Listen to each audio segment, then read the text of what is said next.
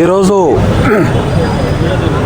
16వ వైఎస్ఆర్ వర్ధంతి సందర్భంగా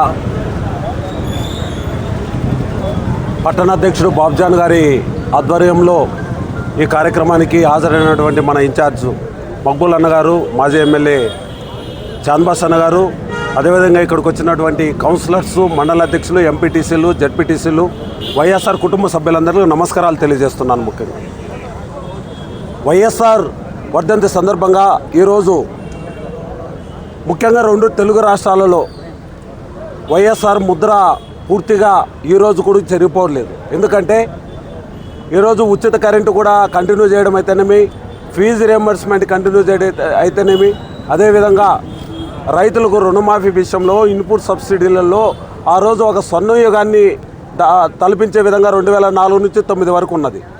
ప్రతి పేదవాడు కూడా ఆర్థిక స్వావలంబన పొందడంతో పాటు ప్రతి స్త్రీకి కూడా ఆర్థిక పరిపుష్టి చేకూర్చడం జరిగిందంటే అది వైఎస్ఆర్ గవర్నమెంట్లోని ఆ రోజు 2004 నుంచి 2009 వరకు అని సందర్భంగా తెలియజేస్తున్నారు. వైఎస్ఆర్ గారు ఒక అడుగు ముందరికేస్తే జగన్మోహన్ రెడ్డి గారు 2019 నుంచి 24 మధ్యలో దాదాపు నవరత్నాల రూపంలో 2,70,000 కోట్లు ఎటువంటి అవినీతి లేకుండా పేదవానికి జరగడం జరిగిందంటే ఎంత ఘనత! ఈ ప్రపంచంలోనే జగన్మోహన్ రెడ్డి గారు పాలించిన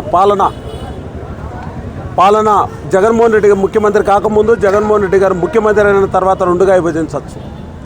మరి అలాంటి సిచ్యువేషన్లో జగన్మోహన్ రెడ్డి గారిని దాదాపు 2009 తర్వాత సుదీర్ఘంగా 18 నెలలు జైల్లో పెట్టడమే కాకుండా ఈ విషయంలో చంద్రబాబు నాయుడు కాంగ్రెస్ పార్టీ కుట్రపన్ని దాదాపు ఎన్నో ఇబ్బందులు పెడితే సుదీర్ఘమైన పాదయాత్రలో పేదల యొక్క గుండె సప్పుడు ఇన్నటువంటి వైఎస్ఆర్ జగన్మోహన్ రెడ్డి గారు దాదాపు ఆరోగ్యశ్రీలో 300 ప్రొసీజర్స్ నుంచి 2,000 ప్రొసీజర్స్కి తీసుకొని పోవడం జరిగింది.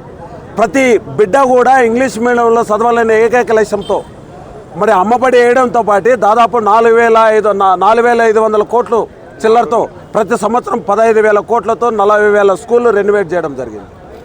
ఈ రకంగా విద్యారంగంలో అయితేనేమి, వైద్య రంగంలో అయితేనేమి, లేదంటే సచివాలయాలు పూర్తిగా గ్రామ స్థాయిలో గాంధీజీ కళలు కన్నా ఏదైతే గ్రామ స్వరాజ్యాన్ని స్థాపించాలనే ఏకైక లక్ష్యంతో ప్రతి 10,000 సచివాలయాలు, దాదాపు విలేజ్ క్లినిక్లు, రైతు భరోసా కేంద్రాలు ఏర్పాటు చేసి ప్రపంచానికే దిక్సూచిగా మారినటువంటి జగన్మోహన్ రెడ్డి పాలన మళ్ళీ రావాలంటే, వైఎస్ఆర్ గారి యొక్క స్వర్ణయుగాన్ని మళ్ళీ తలపించాలంటే జగన్మోహన్ రెడ్డి గారిని ఈసారి ముఖ్యమంత్రి చేసుకోవాలని సందర్భంగా తెలియజేస్తూ వైఎస్ఆర్ వర్ధంతి సందర్భంగా ఈరోజు రాష్ట్ర పార్టీ తరపు నుంచి మరి అందరికీ కూడా కదిరి నియోజకవర్గ వైఎస్ఆర్ కుటుంబ సభ్యులందరూ కూడా ధన్యవాదాలు, నమస్కారాలు తెలియజేస్తున్నాను.